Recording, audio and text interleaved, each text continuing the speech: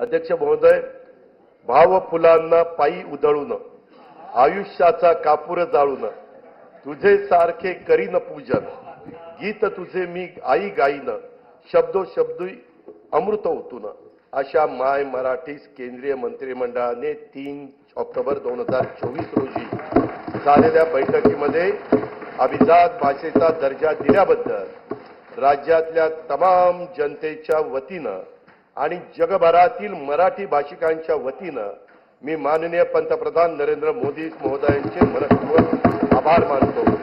या पुढे दरवर्षी 3 ऑक्टोबर हा दिवस अभिजात मराठी भाषा सन्मान दिन व 3 ते 9 ऑक्टोबर दरम्यान अभिजात मराठी भाषा सप्ताह साजरा करण्यात येईल। मराठी भाषा विद्यापीठ रिद्धपूर येथे अभिजात मराठी भाषेच्या संशोधन व अध्ययनासाठी उच्च दर्जाचे संशोधन केंद्र तसेच अनुवाद अकादमी स्थापित करण्यात येणार आहे।